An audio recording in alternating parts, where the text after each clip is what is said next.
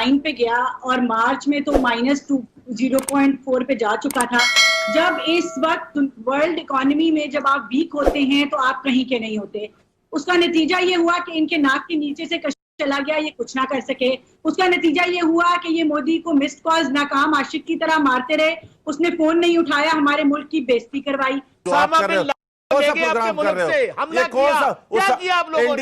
India और उसामा घर से पहुंच गए हो। कश्मीर के बोर्ड उतार देते थे आप लोग। ये बुज़दिल की आदत है, ये बुज़दिल लोग हैं, इनमें इतनी इखलाकी जरूरत नहीं है कि इंडिया की आंखों में आंखें डाल के ये बात कर सके। बात सुने अदनान, इनको कश्मीर का इतना पेट में मरोड़ उठ रहा है, इतने बड़े कश्मीर के चैंपियन हैं कि जब राजीव गांधी ने दौरा किया था पाकिस्तान का तो कश्मीर के बोर्ड उठा दिए। दूसरी पार्टी सुन ले कि कारगिल की जंग जाके मोदी के पांव में हार दी। और आपने बात की हमें चाइना को अप्रिशिएट करना चाहिए और पाकिस्तान सानू गैरत नहीं, हमें गैरत नहीं, हम बगैरती की चादर से देते हैं हमारे मुसलमान भाई परेशान हैं, पत्थर से देते हैं। आपको गैरत नहीं है। लोगों ने 4-4 बारियां ली मेरे भाई, आप इस मुल्क में कौन हो? को पता चल गया कि एक आप लोगों में कहां गैरत है यार, छोड़े। एक निकम्मा आदमी बैठा हुआ है। हम चाहे 4 दफा आए हो, 10 दफा आए हो, कश्मीर इंटैक्ट था, हम कश्मीरियों के साथ खड़े थे।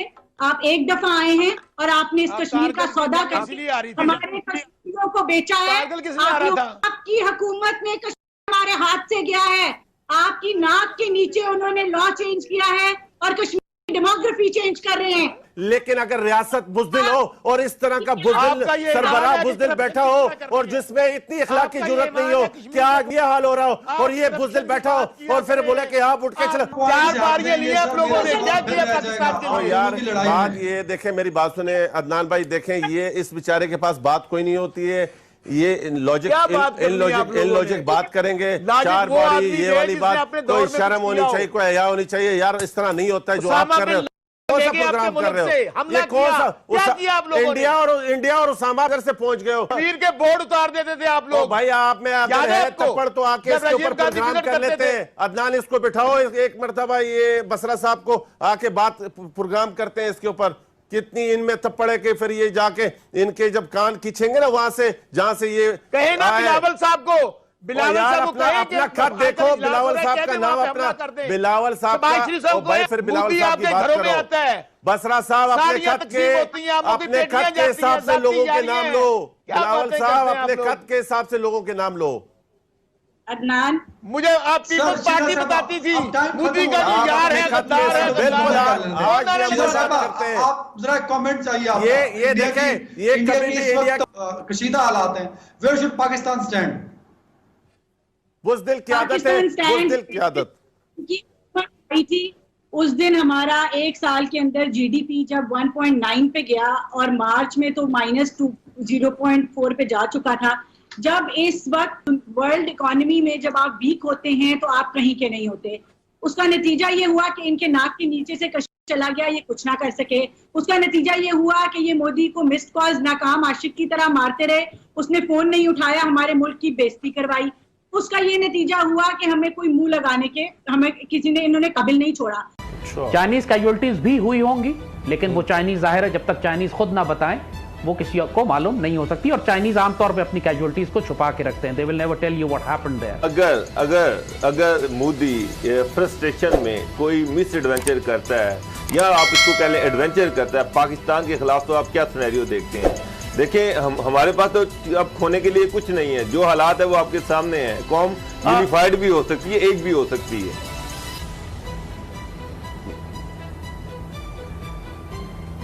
ये मुझे जाती तौर पर, मैं आपसे बिल्कुल साफ बात कर रहा हूं, मुझे जाती तौर पर कोई शुबा नहीं है कि मोदी पाकिस्तान के खिलाफ ही एक एडवेंचर करेगा उसके पास। और अगर नहीं करता तो फिर मोदी सरवाइव नहीं करेगा इंडिया में। लिहाजा अब एक लास्ट डिच उसने वॉर पाकिस्तान के साथ शुरू करनी है और इसके लिए वो ऑलरेडी डिप्लॉयड हैं, वो तैयार हैं। वो ये समझते हैं कि अगर एक इंटेंस प्रेशर के साथ पाकिस्तान के खिलाफ आए तो वो हमारे अंदर कुछ किलोमीटर घुस भी जाएंगे, कुछ इलाके भी ले लेंगे और फिर वो इस काबिल होंगे कि वो चाइना से और पाकिस्तान से नेगोशिएट करें। कल जो डीजी जो आईएसए के हेडक्वार्टर में जो इजलास हुआ और फौरन जो वजारत खारजा में इजलास हुआ आपको भी इतलात होंगी कि हमारे इदारों के पास ये जो इनके जो अज़ाइम है वो तो इतलात पहुंच चुकी है। तो जिस तरह पहले अभिनंदन का भी उन्होंने वाकया देखा, जाली अब इंडिया उस गलती को दोबारा नहीं दोहराएगा। वो एग्जैक्ट वो सिनारियो नहीं बिल्ड करेगा कि अपने जहाज सीधे सीधे भेज दे और हम उसको मार के गिरा लें और एक और अभिनंदन हमारे पास आ जाए। हमारा दुश्मन बहुत कमीना दुश्मन है, याद रखिएगा। और इसको समझने के लिए 1971 और मशरकी पाकिस्तान के सानहे को हमेशा सामने रखा करें।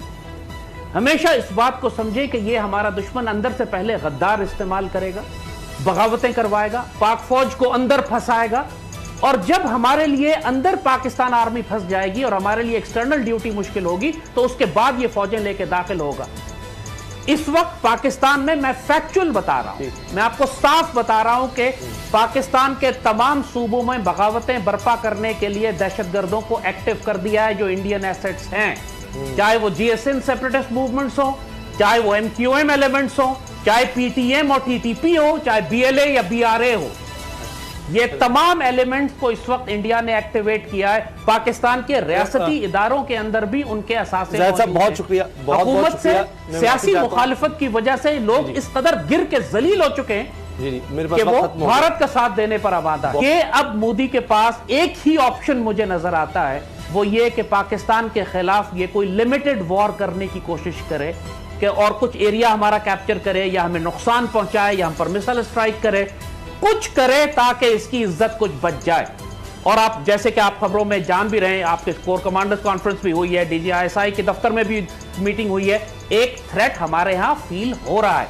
इंडिया ने मोबिलाइजेशन की है राजस्थान में, उनके शिप्स समुद्र में निकले हैं, उनकी डिप्लॉयमेंट, वो आइडियली तो ये चाहते थे कि पाकिस्तान के खिलाफ ये कार्रवाई करें। 5 अगस्त के बाद से, जब से इन्होंने लास्ट ईयर कश्मीर को एनेक्स किया था, उसके बाद से आप उनकी सारी लैंग्वेज, बॉडी लैंग्वेज, उनका टोन, डिमिनर, डिप्लॉयमेंट, सब कुछ आप देख रहे थे कि वो पाकिस्तान के खिलाफ आने के लिए तैयार थे। लेकिन जज नहीं कर सकते, वो बावला है, ही इज अनप्रेडिक्टेबल। जब एक आदमी रैबिड होता है, इंसेन होता है, तो उसको क्या मोदी ने जो चाइना और भारत के दरमियान जो कशीदगी जारी है, आपके इल्म में 15 तारीख को वहाँ पर वादे गलवान में जो झड़प हुई जिसमें 20 भारतीय फौजी मारे गए और 76 ज़ख्मी हो गए और कई अफराद उसमें लापता भी थे। कुछ को जो है वो चाइना की जानिब से कैद कर लिया गया, कुछ लोग दरिया में जाकर गिर गए और वहाँ पर जाकर जाँ बहक हो गए। ये जो सूरत हाल, जो हजीमत उठाना पड़ी भारत को, जो शर्मिंदगी का सामना करना पड़ा, ये एडवेंचर भारत ने क्यों किया? क्या उसकी कोशिश लाइन ऑफ एक्चुअल कंट्रोल को बदलने की थी?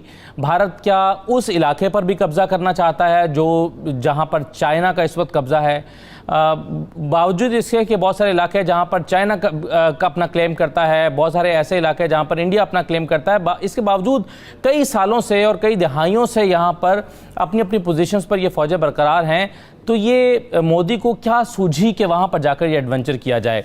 अब भारत में सख्त किस्म के सवाल प्राइम मिनिस्टर मोदी से किए जा रहे हैं जिसका वो जवाब नहीं दे पा रहे। ऑल पार्टीज कॉन्फ्रेंस हुई, उसमें बहुत सारे सवाल उनसे किए गए जिसका जवाब वो नहीं दे पा रहे या तसल्ली बख्श जवाब वो नहीं दे पा रहे। ऐसी सूरत हाल में भारत के को क्या हासिल हुआ? और फिर ये कि भारत और चाइना के दरमियान जो कशीदगी है उससे पाकिस्तान की स्ट्रेटेजिक पोजीशन क्या है? पाकिस्तान इस सारे मामले को किस तरह से अपने लिए कैसे देखता है और पाकिस्तान की हिकमत अमली क्या होनी चाहिए और क्या है? पाकिस्तान से पहले देखें जी, पहले हमें मोदी का जो जहन है, मोदी का जो मिजाज है, मोदी की जो उस्ताद तबा है और मोदी का माजी है, उसको जहन में रख के फिर तबसरा करना आसान हो जाता है। मोदी हो, हिटलर हो, सद्दाम हुसैन हो, ये जो लोग कामयाबियाँ पे दर पे कामयाबियाँ हासिल करते हैं, छोटी सतह से उठते हैं और बड़े मनसब पर पहुँचते हैं, तो उनके यहाँ एक देवता का तस्वर अपने बारे में जो ज़हनशीन होता है कि मुकद्दर में लिखी गई है, हम जो भी करेंगे वो करके दिखाएंगे। उन्होंने गुजरात किया, मोदी साहब ने, किसी ने नहीं पूछा, इतना ज़्यादा कत्लेआम हुआ लेकिन किसी ना कोर्ट ने उसकी मुखालफत की या कोई सज़ाएँ दी उसको, ना अमेरिका ने सिवाय इसके कि पाबंदी लगा दी कि जी आ नहीं सकते। एक बुचर ऑफ गुजरात जो था वो वज़ीर आज़म बन गया इस मुल्क का। फिर 5 अगस्त को उसने किया, कश्मीर पर किया, तो सब ने एक्सेप्ट कर लिया, ज़ुबानी कलामी कुछ हुआ पाकिस्तान समेत, कोई अमलन तो कुछ भी नहीं हुआ, कोई मुखालफत ऐसी नहीं हुई, ना अंदर आई ना बाहर आई। उसके बाद लद्दाख का मामला तो उसी वक्त ही उसने जहन में सोच लिया था कि वो मोदी के जहन में ये है कि मुझे भगवान ने इस मनसब पर बिठाया है और मैंने एक वो महाभारत जो है वो जंग लड़नी है और उसके नतीजे में वो तस्वुर जो भारत का है उसको बहाल करना है, जो कि एक अफसानवी चीज़ है, हकीकत का उससे कोई ताल्लुक़ नहीं है। अब ये जो एडवेंचर है ये भी इसी बुनियाद पर किया गया कि इस वक्त चूँकि पूरी दुनिया फंसी हुई है और हम छोटा मोटा वो करके अपनी कौम को जो कोरोना की वजह से वहाँ परेशानियाँ उसको हैं, जो लॉकडाउन हुआ जिसके नतीजे में अमवात बढ़ी, मुश्किलात का सामना करना पड़ा, उससे तवज्जो हटाने की कोशिश है। दूसरा उसका ये बिल्कुल ख्याल नहीं होगा कि चीन इस तरह से रिएक्ट करेगा, उसका ख्याल होगा कि पहले भी तो एक हुई थी ना छोटी सी झड़प जिसमें वो कुछ भी नहीं हुआ था जी। और उसके अलावा ये वहाँ जो बैठना चाहते हैं उसका, और ये साहब जिस तरह कह रहे थे कि उसका जो हदफ है वो है सीपैक, हदफ है शाराए कराक्रम। अगर वहाँ चाइना अपना तसल्लुत, इंडिया अपना तसल्लुत कायम कर लेता है, वहाँ ये सड़क मुकम्मल हो जाती है और उसके बाद जाके फ़ौजें बैठ जाती हैं, तो वो जो बार बार गिलगित बल्तिस्तान के हवाले से बयान देता है तो वो हमारी स्ट्रेटेजिक जो एक है इंडिया, चाइना और पाकिस्तान के दरमियान, उसके लिए ख़तरात लाहिक हो सकते हैं। तो चीन ने बर वक्त जवाब दे के भारत को ये बावर कराया कि नहीं ये आसान काम नहीं है, और साथ ही पाकिस्तान को पैगाम दिया कि आप भी इस मौके पर कमज़ोरी ना दिखाएं किसी किस्म की, क्योंकि एक दफ़ा अगर यहाँ अमेरिका के बलबूते पर, अमेरिका की शह पर, अमेरिका के आशीर्वाद पर या अपने पागलपन की बुनियाद पर यहाँ आके वो बैठ गया तो फिर हमारे लिए मसाइल वो मुस्तकबिल में ज़्यादा पैदा कर सकता है। और मैं समझता हूँ कि पाकिस्तान के लिए कि बेहतरीन मौका है कि चीन के साथ जो भी स्ट्रेटेजिक किस्म की वो हो सकती है मुशावरत करने के बाद ऐसी स्ट्रेटजी इख्तियार की जाए कि भारत को इसी मकाम पर, इसी जगह पर रोक लिया जाए।